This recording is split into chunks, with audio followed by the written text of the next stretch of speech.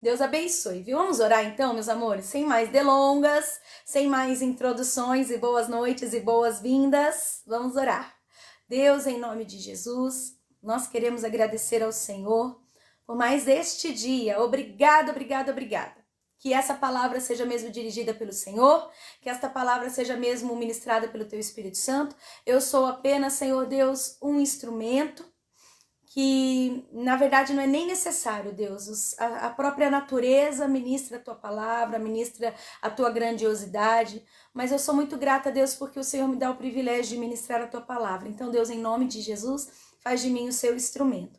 Que nada do que eu fale, Deus, seja o que eu quero falar, mas que seja o que o Senhor me direcionou a falar. Em nome de Jesus, amém. Amém, pessoal? Meus amores e minhas amoras, nós vamos falar hoje sobre um tema que eu absolutamente sou apaixonada. Nós vamos falar um pouquinho sobre os pensamentos, né? A palavra que o Senhor Jesus ministrou no meu coração neste dia. Na verdade, ele tem ministrado sobre isso na minha vida nos 2 últimos anos de uma forma muito forte. O poder do pensamento. Vou levar para vocês. Ah, vem sim, Pretinha, traz esse sábado. É logo ali, né? Pega um voo e vem para cá. Nós vamos falar sobre o tema de hoje, o tema da palavra de hoje é tudo uma questão de interpretação. É uma palavra que parece simples, não, parece não, ela é uma palavra simples, é uma palavra de fácil entendimento, mas apesar de ser simples, não é simplista, né? Apesar de ser de fácil entendimento, não é uma palavra qualquer, é uma palavra que o próprio Espírito Santo vai ministrar no meu e no teu coração, e vai nos ajudar a viver um cristianismo mais fácil, um cristianismo mais gostoso, um cristianismo mais acessível, um cristianismo mais parecido mesmo com o que o Espírito Santo espera de cada um de nós. Vamos lá, então? Bom, uma das premissas básicas do cristianismo, um dos conceitos básicos que existe no cristianismo, é a renovação da mente, né? Se você é cristão, em algum momento da sua vida você ouviu... Gente, eu tô me distraindo aqui um pouco porque o cachorro tá andando pra lá e pra cá. Parece que tá caçando alguma coisa. Aí eu tô me distraindo. Ao longo da sua vida, você com certeza absoluta, você já ouviu falar sobre esta palavra, renovação. Né, da sua vida cristã, ao longo da sua vida cristã, você já ouviu falar sobre esse tema, renovação cristã, renovação da mente, renovação do seu interior, renove os seus planos, renove os teus sonhos, renove os seus sentimentos. Então, a renovação da mente, ela faz parte do conceito básico do cristianismo, né? É uma premissa do cristianismo. O que é premissa? É um divisor de águas do cristianismo, né? Nós renovarmos a nossa mente. E quando a gente fala de renovação, automaticamente veio a ideia, né, de deixar o velho e trazer o novo. No significado, né, do dicionário online, é substituir para algo melhor, né? Isso é renovação. Então, quando Deus fala sobre a renovação da sua mente, o que ele está dizendo é substitua, né, os teus pensamentos, a sua mente por algo melhor. Quando a gente fala da mente, automaticamente a gente precisa pensar no pensamento, né? Olha só que coisa, que pleonasmo, né? Pensar no pensamento, mas é isso mesmo. Quando nós falamos em mente, um dos pilares da mente é o pensamento. Aliás, o poder cognitivo, né? A cognição, o pensamento, o poder de raciocinar, de pensar, ele é um pilar extremamente forte da nossa mente, do que constitui a nossa mente. Quando eu falo mente, eu estou me referindo também à alma, né? Mente, alma, coração, são praticamente sinônimos na Bíblia. Então, dentro da nossa mente, na renovação da nossa mente, um aspecto extremamente importante a ser renovado é o nosso pensamento. O nosso pensamento, ele é algo extremamente poderoso, né? O nosso pensamento, ele tem poder de transformar a nossa vida, seja positivamente ou negativamente. Isso é o poder que o seu e o meu pensamento tem sobre nós mesmos, né? Então, o pensamento, ele é tão poderoso que ele tem o poder de dominar, inclusive, as nossas emoções, né? Aquilo que parece indomável, aquilo que parece difícil demais de ser controlado, de ser trabalhado, que são as nossas emoções. O pensamento, ele tem o poder sobre a nossa emoção. Então, hoje a gente vai entender um pouquinho mais sobre o que é a renovação da mente, mais especificamente o que é a renovação dos pensamentos. Nós vamos entender um pouquinho mais qual é a relação do nosso pensamento com a nossa vida cristã. O que tem a ver os nossos pensamentos, aquilo que a gente pensa, aquilo que a gente tem de poder, de cognição, de conhecimento sobre a nossa vida espiritual. Existe alguma relação? Existe alguma interferência dos nossos pensamentos na nossa vida espiritual? A resposta é sim, eu já vou dar o spoiler aqui. Você já vai ouvir essa palavra sabendo que sim, os nossos pensamentos, eles têm um poder imprescindível, eles têm um poder inimaginável sobre a nossa vida cristã. E a primeira coisa que eu quero falar com vocês, aprendi com o meu pastor, né? A primeira coisa que eu quero falar com vocês, nós vamos falar 3 coisas importantes acerca do pensamento, e a primeira delas é pensamentos ou emoções. Quem leva melhor na Bíblia? Se nós tivéssemos que colocar o pensamento e a emoção no octógono bíblico, qual dos dois levaria a melhor, o pensamento ou a emoção? Quem é mais importante na Bíblia? Na verdade, isso é uma brincadeira, é uma metáfora, né, pessoal? Porque o ser humano é trino, né? Ele tem emoção, ele tem pensamento, ele tem sentimentos, ele é espírito, ele é alma, ele é corpo. Então, nós somos constituídos de uma forma integral, de uma forma completa. Mas para a gente entender, para a gente entrar nessa metáfora, vamos imaginar que a Bíblia, ela fala sobre os 2 pontos. A Bíblia fala tanto sobre a emoção como do pensamento. Olha o que a Bíblia diz sobre a emoção, um versículo que eu sempre leio, um versículo que eu sempre falo, e eu não me canso de falar sobre ele, principalmente no Tadel, que é um culto com um teor mais de ensino.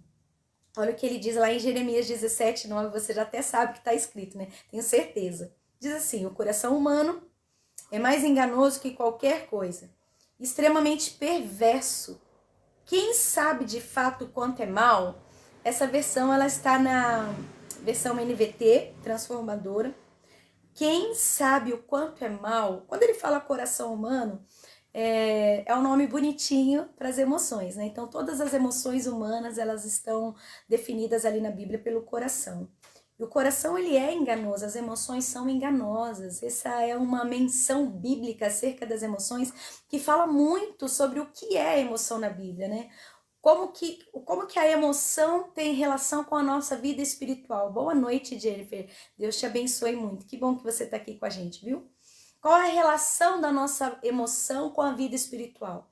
Não é uma relação tão boa. Eu vou ser muito sincero com você, muito sincera com vocês.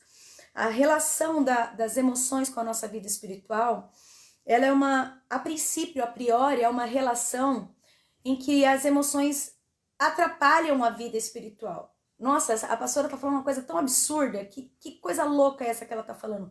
Se ela disse que o ser humano é formado de pensamentos, emoções e desejos, como que ela tá falando que a emoção pode atrapalhar a vida espiritual? Quando a emoção, ela é autônoma, quando a emoção, ela é como um cavalo selvagem, quando as nossas emoções são como um animal não domesticável. Assim, as emoções podem fazer mal ao nosso espírito, à nossa vida espiritual, porque elas se tornam uma parte de nós sem controle, né? As emoções, quando elas são, conforme Jeremias 17:9, conforme o que está escrito em Jeremias 17:9, é como um animal selvagem, um animal sem controle, um animal não domesticável, né, que sobrepassa todo tipo de cerca, que sobrepassa todo tipo de parâmetros, que vai além de qualquer coisa que possa ter um mínimo de limites, né? Então, a nossa alma, quando ela não está subjugada aos nossos pensamentos, e os nossos pensamentos por vezes subjugada a Cristo, ela é como um animal selvagem. Ela é não domesticável, não controlável. E ela faz qualquer coisa, ela dá coice, ela derruba, ela corre, ela age por instinto, por impulso e provavelmente acaba se machucando e machucando quem está à sua volta. Então, a relação da sua vida emocional com a sua vida espiritual é porque a sua vida emocional, quando não está subjugada ao Senhor Jesus, ela faz de você alguém instável, alguém sem limites, alguém que vive por instinto, né? E isso com a vida espiritual ele não combina, porque a vida espiritual pressupõe sabedoria, pressupõe equilíbrio, pressupõe tomada de decisões coerentes que não tem muito a ver com com emoções instáveis e explosões. Então, as emoções elas são ruins, as emoções elas devem ser eliminadas, as emoções é um erro de fabricação do Senhor no ser humano? Obviamente que não. As emoções elas fazem parte de quem nós somos, mas quando a emoção ela não está subjugada, quando a emoção é um elemento autônomo dentro de você, o que eu quero dizer com um elemento autônomo? Que toma suas próprias decisões, que age do jeito que quer, na hora que quer, quando quer e faz o que quer. Quando as nossas emoções são um espírito autônomo, elas nos fazem mal. Quando que as nossas emoções nos fazem bem? Quando que as nossas emoções são aliadas do nosso espírito? Quando elas estão subjugadas aos nossos pensamentos, ao nosso racional, aquilo que a gente entende, aquilo que a gente pensa. Então, aí elas deixam de ser um elemento que joga contra nós para ser um elemento que joga a favor de nós. Quando você submete as tuas emoções aos teus pensamentos, e os teus pensamentos submetidos a Cristo, então as tuas emoções vão ser baseadas em pensamentos coerentes, em pensamentos bons, em pensamentos equilibrados, e não vão te levar para o precipício como um cavalo selvagem que corre solto e para qualquer lugar, lugares bons, lugares ruins, lugares fáceis e lugares difíceis. Tá fácil ou tá difícil de entender, pessoal, essa metáfora? Ficou fácil de entender para vocês? O que a Bíblia fala sobre as emoções? Bom, e os pensamentos? Olha só que interessante esse versículo que a Bíblia fala sobre o seu pensamento. Lá em Provérbios 23, capítulo 23, verso 7, diz assim, ó: assim como você pensa em sua alma, assim você é. Por isso que eu disse no início que o seu pensamento, ele é poderosíssimo. Porque o teu pensamento ele vai definir você. O teu pensamento vai definir as pessoas à sua volta. O seu pensamento vai definir a forma como você vai lidar com a situação. Provérbios 23, 7. Assim como você pensa em sua alma, assim você é. Quero te dar um dado neurocientífico do funcionamento cerebral, que é muito importante. O seu cérebro foi criado por Deus. Toda vez que você pensa alguma coisa, aquele pensamento, ele cria como se fosse um caminho no seu cérebro, um caminho cerebral, um caminho neural. E quanto mais você fala sobre aquele pensamento, quanto mais você fala o que você está pensando, mais aquele caminho vai se firmando, vai se fixando no seu cérebro, ao ponto de que as suas conexões neurais, elas vão passar por aquele caminho, porque ele se fixou. Porque ele criou ramificações no seu cérebro. Nossa, o que você está querendo dizer com isso, Tânia? Vamos trocar em miúdos, então, um exemplo. Quando você você já passou por uma montanha, e aí a montanha tá toda verdinha, né? Mas você olha para aquela montanha e você consegue ver um rastro, um caminho, né?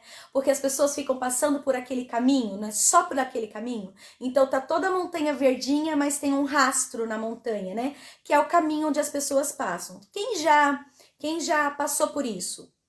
Ó, estão falando por aí que travou, pessoal. Para alguém mais travou ou só para barata? Para alguém mais travou, coloca um joinha aí se tiver travado. Como é que vai colocar joinha se tiver travado? Se vocês estiverem me vendo bem, coloca um joinha aí, por favor. Vou dar uma esperada.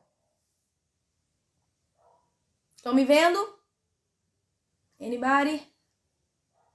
Gente, tem alguém aí comigo? Não? Eu vou seguir, ok?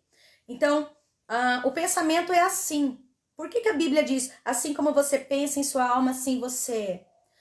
Tem uma explicação científica para isso. Quanto mais você pensa e quanto mais você declara aquele pensamento, mais o caminho no seu cérebro vai se formando, igual o caminho na montanha. Então, todo mundo que passa por aquela montanha vai passar por aquele caminho. Quanto mais você pensa, né, quanto mais você declara o pensamento, ou quanto mais você pensa sobre algo, mais o caminho vai sendo fixado no seu cérebro. E aí você vai viver e agir e sentir conforme aquele caminho que está fixado no seu cérebro. Então a Bíblia não é uma linguagem poética simplesmente. A Bíblia está sendo exemplificada e explicada inclusive pela biologia. Quanto mais você pensa em algo, quanto mais você declara algo, mais sinapses você faz. E quanto mais sinapses você faz, mais marcas cerebrais você faz naquele pensamento. E aí, para você agir e pensar e falar e decidir, vai ser baseado neste caminho que você fez o seu cérebro. Isso é muito importante você saber. Isso aí é de uma importância tremenda. Isso aí é de algo assim incrivelmente poderoso. Sabe por quê? Porque se você pensou a sua vida inteira, eu fui um burro, eu sou burro, eu sou burro. E se você fala, eu sou burro, você está falando o que você está pensando.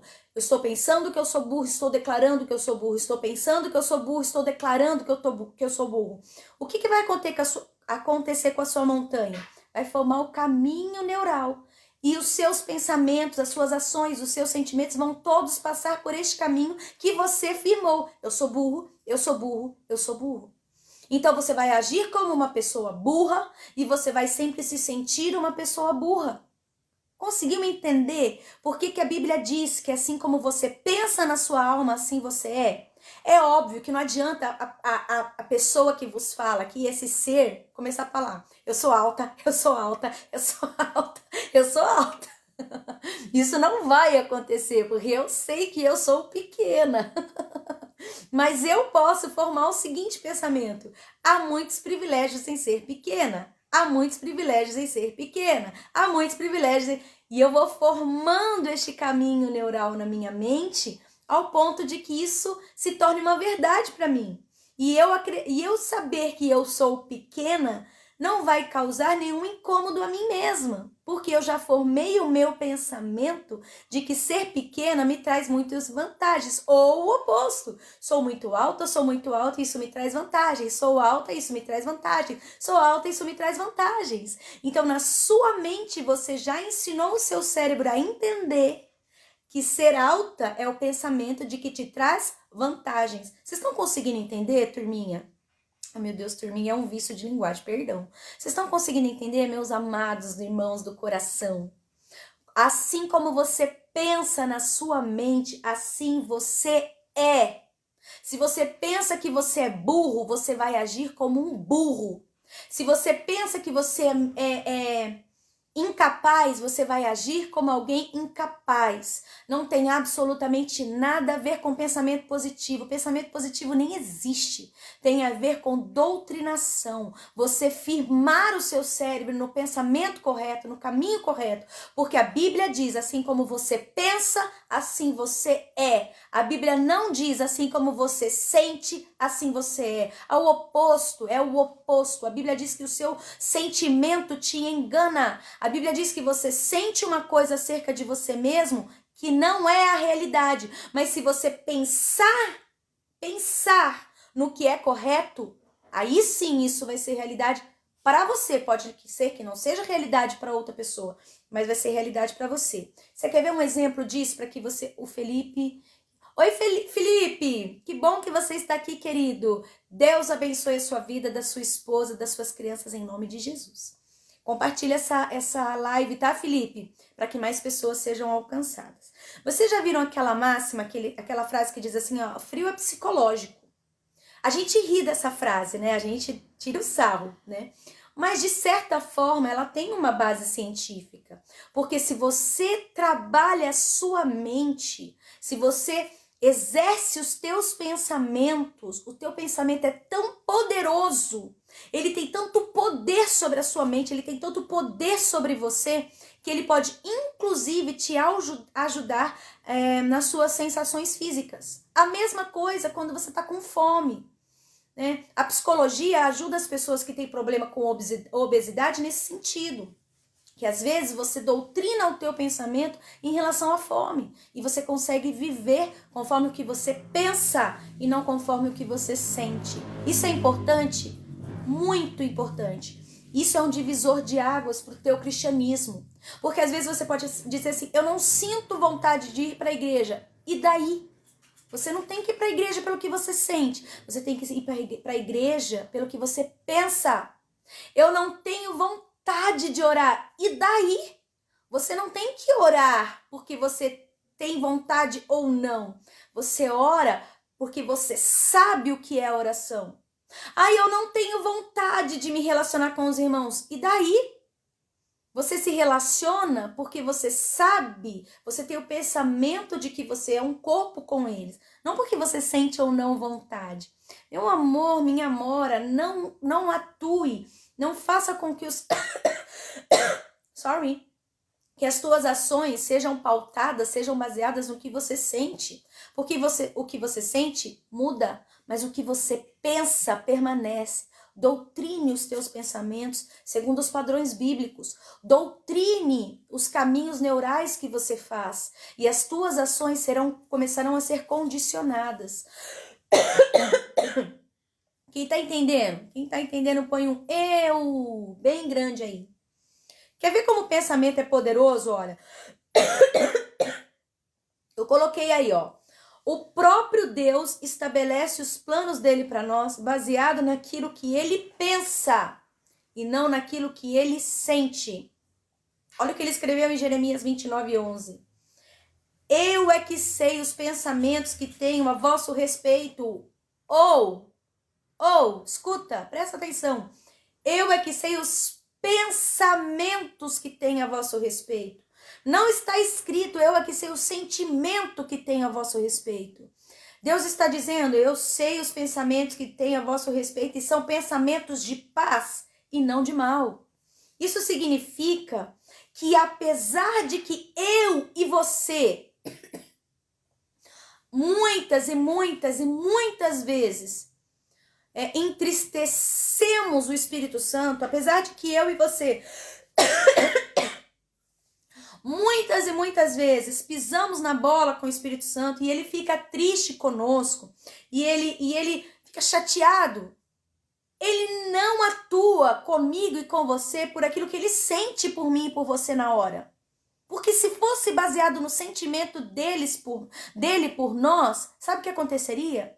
Eu e você já estaríamos aniquilados. Porque nós entristecemos o Espírito Santo inúmeras vezes. Nós entristecemos ao Deus que habita em nós muitas vezes. Mas ele não se retira ou ele não age conosco pelo que ele sente por nós. Ao contrário, ele age conosco por aquilo que ele pensa em nós, pensa no que nós podemos ser, pensa na nossa limitação, pensa onde nós vamos chegar, e aí ele decide controlar-se em sua ira, ele decide não derramar ira sobre nós, ele decide nos perdoar, ele decide caminhar uma milha a mais nessa metáfora, né? Ele decide nos dar mais uma chance, mais uma oportunidade, ainda que esteja triste. Por isso, meus amores e minhas amoras, prestem atenção. O pensamento, ele é imprescindível. Então, quando Paulo está dizendo, nós vamos ler esse texto, lá em Romanos 12, cara, renove esse pensamento.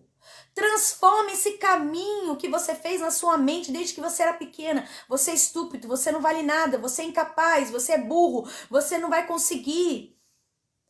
Muda este pensamento, renova, faz um novo caminho neural, faz um novo pensamento. É porque Deus está dizendo para você, o que você pensa na tua alma, Provérbios 23, é o que você é. Muda a forma como você pensa acerca de você mesmo. Muda a forma como você pensa do teu filho, da tua filha. Muda a forma como você pensa do teu esposo, da tua esposa. Muda a forma como você pensa do teu trabalho. Muda a forma como você pensa, porque quando você mudar a forma como você pensa, você vai mudar a forma como você age. E quando você mudar a forma como você age, você vai mudar a forma que você sente. E a depressão, ela vem do que você sente. A solidão vem do que você sente. A raiva vem do que você sente. A angústia vem do que você sente. Ela não vem do que você pensa. Muda o que você pensa para que você mude todas as outras coisas.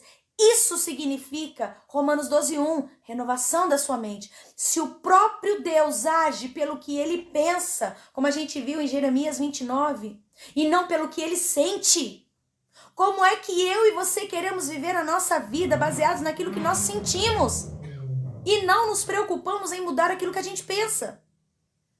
Tá fácil ou tá difícil?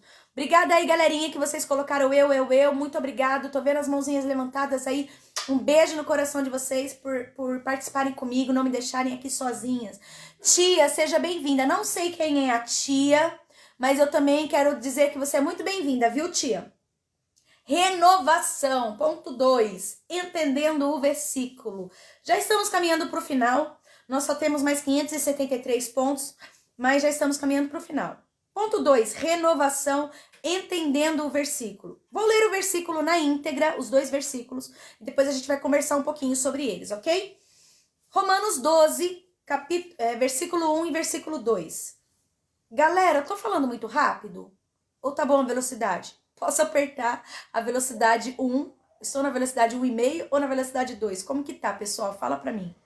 Acho que eu vou desacelerar um pouco, né? Acho que é melhor, né? Assuntos aleatórios. Vamos lá.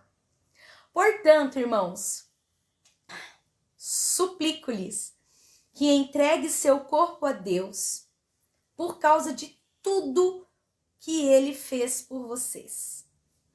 Que seja um sacrifício vivo e santo, do tipo que Deus considera agradável. Essa é a verdadeira forma de adorá-lo. Não imitem o comportamento e os costumes deste mundo, mas deixem que Deus os transforme por meio de uma mudança em seu modo de pensar, a fim de que experimentem a boa, agradável, perfeita vontade de Deus. Meu Pai amado, olha só, esse versículo, gente, a gente fala ele de cor e salteado. O Hélio falou que está bom, que está rápido, né? Vamos mais devagar, tá, Elinho? Só porque você é São Paulino, beleza? Se você fosse corintiano, eu ia acelerar mais. O Felipe falou que tá bacana. Beleza, Felipe, vou tentar fazer um equilíbrio aqui, então. Gente, esse versículo é tão pregado, tão falado, e eu tenho tanto medo dos versículos quando eles são muito pregados, porque eu tenho medo da gente banalizar. Eu tenho medo da gente se tornar uma coisa tão rica, tão profunda em algo muito comum, algo muito simples, algo muito. Não, esse versículo, apesar da gente saber ele de cor e salteado, apesar dele ser um versículo muito famoso, é um versículo poderosíssimo. Olha, se eu e você entendermos profundamente esse texto, o nosso cristianismo ele muda. O nosso cristianismo vai para um lugar daqui para cá, ó. Ele vai subir muitos degraus na escala do crescimento cristão. Quando ele diz assim, ó, que o nosso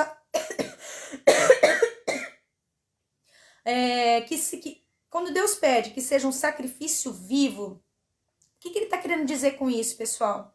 Ele está querendo dizer que tem que ser algo consciente. Sacrifício vivo. Tudo que fizermos na igreja, em casa, no trabalho, na caminhada cristã, na vida com o esposo, com a esposa, com os filhos, com as filhas, com o namorado, namorada, com patrão, patroa, liderados, qualquer relacionamento, tudo que nós fizermos, mas principalmente o nosso relacionamento com Deus tem que ser baseado naquilo que é consciente. Eu tenho que me relacionar com Deus como um sacrifício vivo de forma total, íntegra e consciente. Eu tenho que saber o que eu estou fazendo. Eu não posso querer me relacionar com Deus agindo por impulso, agindo por instinto. Eu sou assim mesmo, eu sou desse jeito e tem que ser assim. Eu tô sentindo isso, eu tô sentindo, eu vou fazer, eu tô sentindo, eu vou falar, eu tô sentindo, papapá. Não, é sacrifício vivo, é consciente, é saber o que está fazendo, é ter ciência. Eu estou agindo desta forma porque eu quero alcançar tal coisa em Deus e para Deus. Comece a pensar nas tuas ações cristãs. Comece a pensar na forma como você tem falado com as pessoas. Comece a pensar na forma como você tem se dirigido aos demais. Comece a pensar sobre a sua forma de agir com os outros, mas principalmente na sua forma de agir com Deus. Isso é sacrifício vivo. Não é você pegar um chicote, é minha culpa, e se autossacrificar, não tem nada a ver com isso. Sacrifício vivo tem a ver com a capacidade que você tem de se entregar a Deus conscientemente, escolhendo aquilo. Daí, você já mata metade das coisas ruins que você faz no seu cristianismo. Eu já mato metade das coisas ruins. Porque se eu tenho consciência do que eu estou fazendo, se eu estou pensando naquilo que eu estou fazendo, metade das coisas ruins e erradas que eu faço, eu não vou fazer. Porque eu pensei sobre aquilo, eu refleti sobre aquilo. Eu tive um tempo para meditar se aquilo de fato era bom ou não. Então, quando Deus está falando, cara, assim, Deus não fala cara, né? Isso é uma... Só eu aqui falando. Filhos amados, quando vocês forem viver para mim, né, quando vocês forem se entregar, que seja algo consciente, que seja algo porque vocês decidiram, que seja algo porque tá partindo de um pensamento de vocês, algo que vocês realmente decidiram que querem aquilo. E aí ele continua, ó, não imitem o comportamento e os costumes do mundo. Está relacionado à ação, a uma ação sabendo o que está sendo feito. Se Deus está falando, olha, não imita, quer dizer, não observa aquilo, não pense sobre aquilo que está no mundo e não queira aquilo para você. Gente, em nome de Jesus, ter inveja das pessoas do mundo, ter inveja daqueles que prosperam no mundo ou daqueles que vivem a vida à la louca, é falta de pensamento, me desculpa. É falta de colocar o raciocínio em ordem. Porque só sente inveja de quem vive no mundo quem não sabe o que a vida sem Cristo produz. Porque aquele que sabe pelo pensamento, aquele que pensa, que sabe o que é a vida com Cristo, jamais vai sentir inveja de alguém que tem a vida no mundo sem Cristo. Vocês estão entendendo? Como posso eu invejar algo que sabidamente, algo que eu sei que é algo ruim? Como posso ter inveja de algo que eu sei que vai me fazer mal? Então, o segredo para viver uma vida em Cristo feliz, sem invejar ou sem desejar as coisas do mundo, o segredo é saber o que é a vida em Cristo. Então, só pode não imitar o comportamento e o costume do mundo aquele que sabe mensurar, aquele que sabe medir os malefícios dos comportamentos do mundo e os benefícios dos comportamentos cristãos. É muito mais do que sentir, porque se meu irmão ou minha irmã, se nós formos sentir, a gente vai sentir vontade de viver igualzinho as pessoas do mundo. Porque o sentimento, ele nos leva a querer as coisas do mundo. Né, cachorrinho lindo, maravilhoso? Hoje meu cachorro tá que tá. Tá todo pimpão meu cachorro hoje. Então, se eu vou sentir, gente, pra sentir, eu vou sentir vontade de ir pro mundo. Se você for sentir, para de ser o crentão sem o santão, tá bom? Se você for basear a sua vida cristã somente no sentir, você vai sentir vontade de ir pro mundo. Mas se você baseia a sua vida no pensar, você vai saber o que é a vida em Cristo.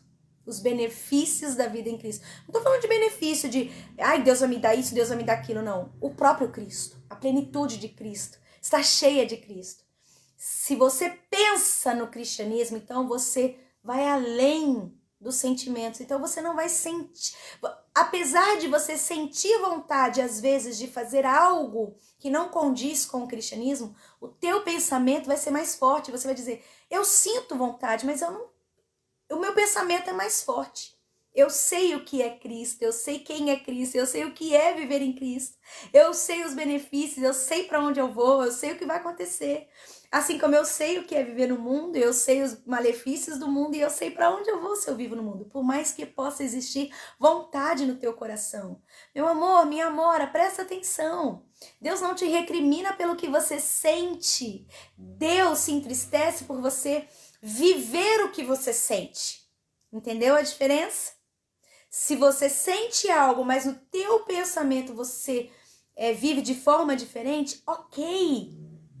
Isso mostra o quanto você ama Deus. Porque você está falando com as tuas ações e os teus pensamentos. Deus, apesar de eu sentir X coisa, o meu pensamento em Cristo, renovado em Cristo, me faz viver por Cristo e em Cristo.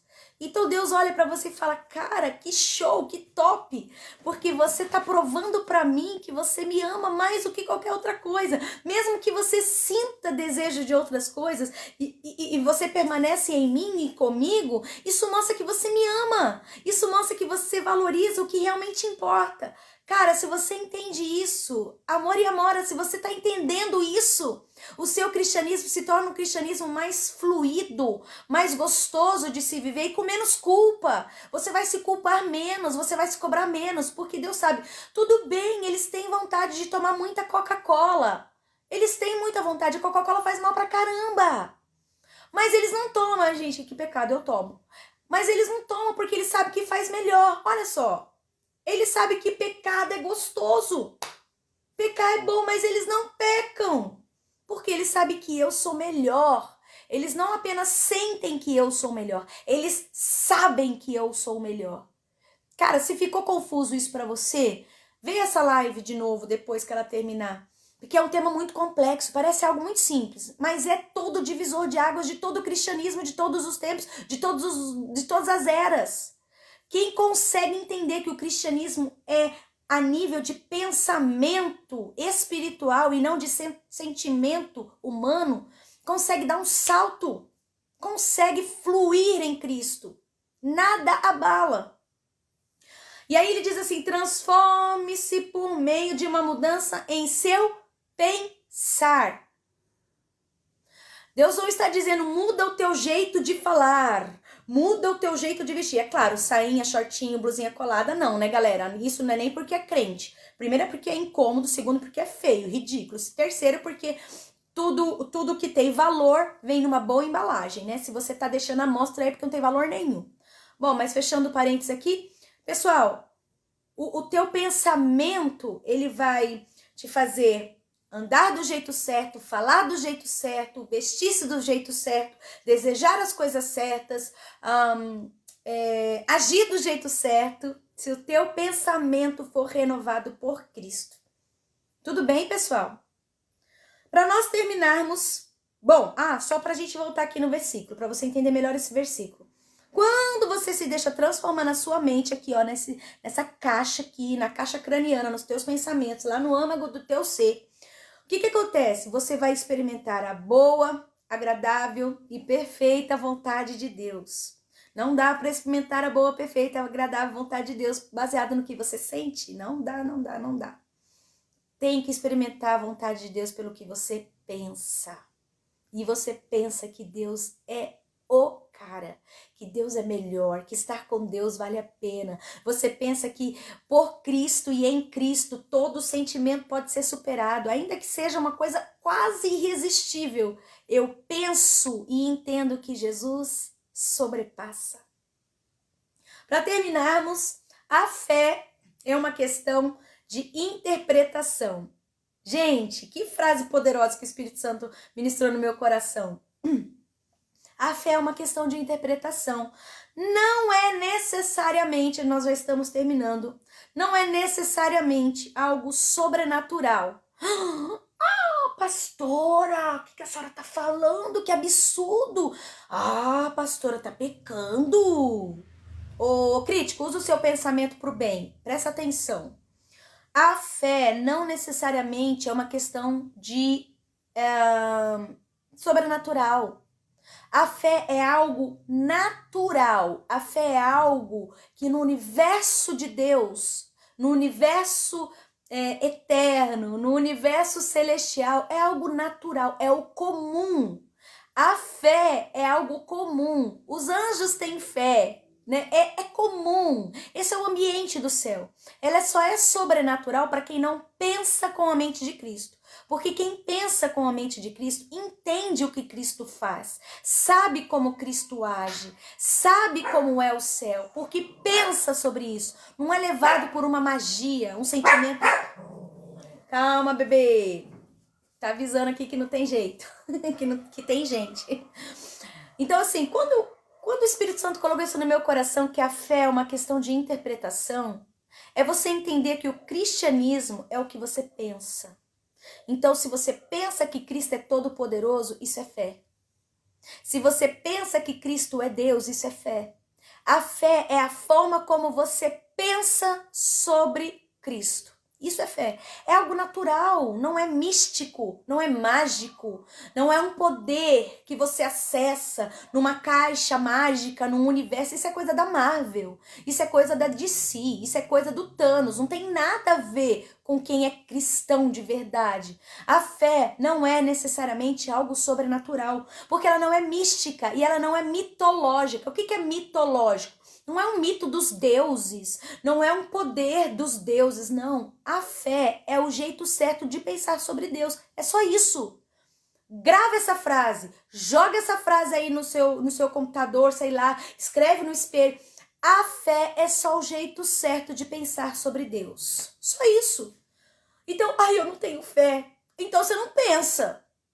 Minha fé é tão pequenininha. Ué, então qual é a visão que você tem de Deus? Porque a Bíblia diz que se você tiver a fé do tamanho do grão de mostarda, ou seja, se você tem o mínimo de entendimento de quem é Deus, o mínimo entendimento de quem é Deus faz arrasos na terra. O mínimo entendimento do poder do Senhor muda a história do universo. Não precisa de muito. A fé é uma questão de interpretação.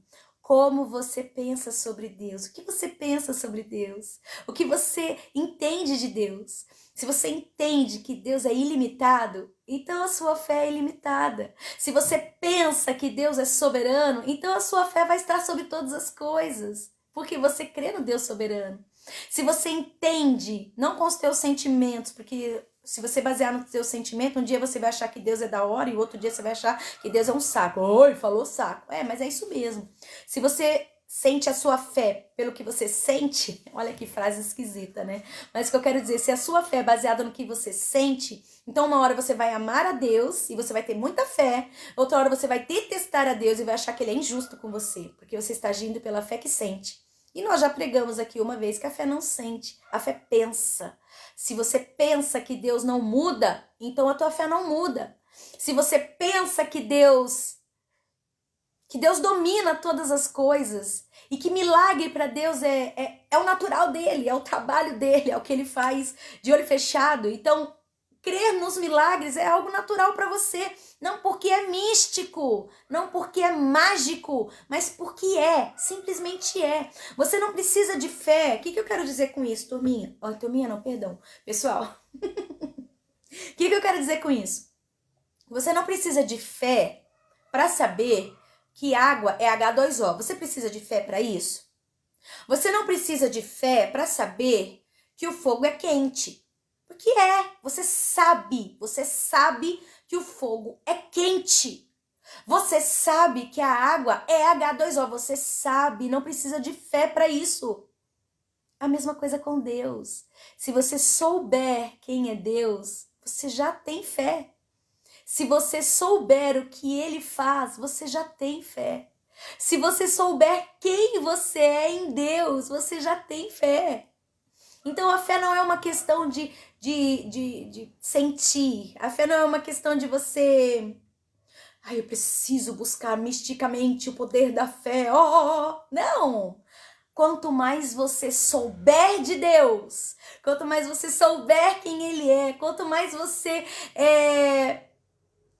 saber com a sua mente, no lugar onde a sua emoção não tem poder de manipular, quanto mais você souber quem é Deus, mais isso se torna real, normal, natural, como H2O é H2O e como o fogo é quente. Pronto, nada muda isso.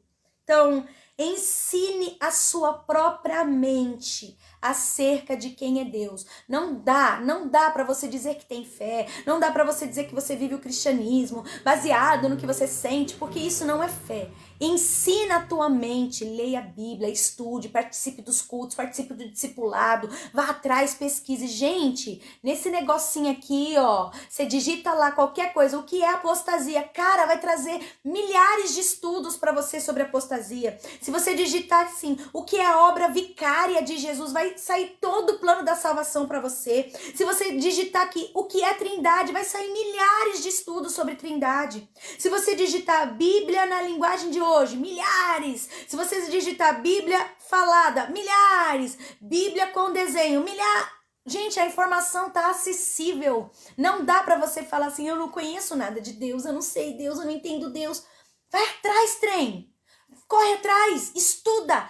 Abre a tua mente, renova a tua mente, porque você aprendeu a vida inteira tudo que não presta, tudo que é ruim. E os teus pensamentos te levaram a vida inteira a pensar coisas ruins de você, coisas ruins do outro, ser invejoso, ser, como é que fala? Desconfiado, ser, sei lá o que seus pensamentos fizeram da sua vida. Então, doutrine os teus pensamentos, tome as rédeas do que você pensa, porque a Bíblia diz, o que você pensa, você é. Se você pensa que você é ungido de Deus, você vai viver conforme a unção do Senhor sobre a tua vida. Você vai buscar mais do Senhor. Não porque você quer um poder místico do céu, não. Porque você quer o Espírito Santo em você, porque você sabe quem é o Espírito Santo. Você sabe, você entende quem é Deus. Nada vai te roubar isso, ninguém vai te tirar isso. Você já ouviu a sua vida inteira que o conhecimento é a única coisa que ninguém tira de você. Com Deus é a mesma coisa. Ninguém pode tirar o que você sabe de Deus, e o que você sabe de Deus transforma o que você sente, o que você sabe de Deus transforma o que você deseja, e o que você sabe de Deus transforma o que você faz. Então a palavra de hoje é tudo uma questão de interpretação. Usa os teus pensamentos que são poderosos para te fazer mais parecido com Cristo.